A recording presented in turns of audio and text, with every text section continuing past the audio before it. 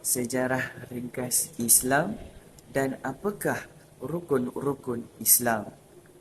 Islam muncul pada abad ke-7 Masihi di Mekah, Arab Saudi melalui ajaran Nabi Muhammad sallallahu alaihi wasallam. Ia tersebar dengan cepat menyatukan suku Arab di bawah kepercayaan monoteistik.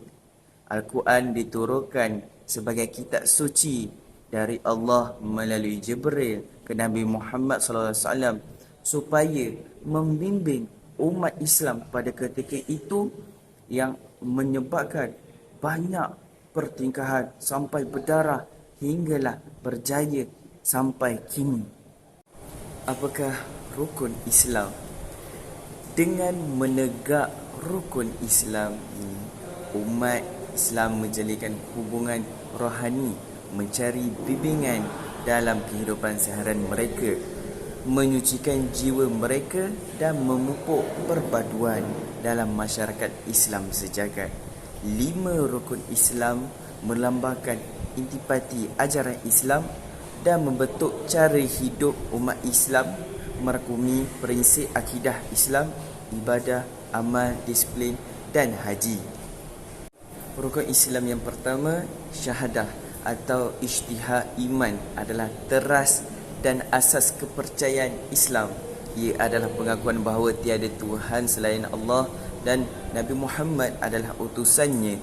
Syahadah mempunyai kepentingan yang sangat besar bagi umat Islam di seluruh dunia dan merupakan asas kepercayaan dan amalan Islam. Ukapannya adalah La ilaha illallah Muhammadur Rasulullah. Merakumi syahadah diterjemahkan kepada tiada Tuhan selain Allah dan Muhammad adalah utusan Allah. Ijtihad ini menegaskan kepercayaan dalam kesatuan ilahi dan kenabian Muhammad sallallahu alaihi wasallam, mengiktirafnya sebagai utusan terakhir yang melalui petunjuk Allah Subhanahu wa taala yang diturunkan. Rukun Islam yang kedua, solat, memegang tempat utama dalam Islam sebagai cara berhubung dengan Allah Subhanahu wa taala dan mencari penyucian rohani. Solat adalah ibadah asas yang dilakukan oleh umat Islam di seluruh dunia, menekankan kepentingan komunikasi tetap dengan pencipta.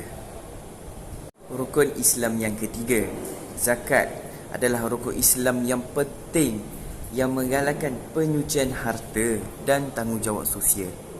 Ia adalah wajib yang mana umat Islam berkongsi sebahagian daripada harta mereka dengan mereka yang memerlukan, seperti mana yang ditetapkan oleh ajaran Islam.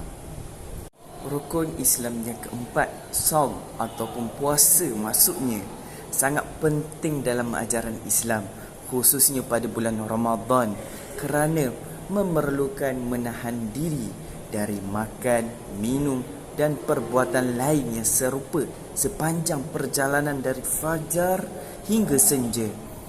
Puasa pada bulan Ramadan adalah perbuatan fizikal dan perjalanan rohani yang mempunyai makna yang mendalam bagi umat Islam. Rukun Islam yang kelima, haji. Ziarah ke kota suci Mekah adalah penting dalam Islam dan ia adalah ziarah tahunan yang berjuta-juta umat Islam dari seluruh dunia untuk mendekatkan diri kepada Allah Subhanahu Wa Taala sebagai menunaikan kewajipan agama, tetapi bagi siapa yang mampu. Jikalau tidak, tak apa. Kesimpulannya, 5 rukun Islam adalah asas kepada kehidupan umat Islam, membentuk kepercayaan, tindakan, pertubuhan rohani mereka. Umat Islam menjalinkan hubungan yang kuat dengan Allah dan saudara seagama mereka dengan memeluk syahadah, solat, zakat, berpuasa, haji bagi yang mampu. Marilah kita cuba memahami kefahaman dan amalan rukun-rukun ini dan memperkayakan kehidupan kita dengan keimanan dan ketakwaan melalui ajaran Islam dan menyelesaikan rukun Islam yang 5 pada satu masa. Jadi, Sekian daripada saya, Muhammad Aisyah Karami, Besar Zaman dari kos DTS, Diploma Tafiz Studies, SEM 4.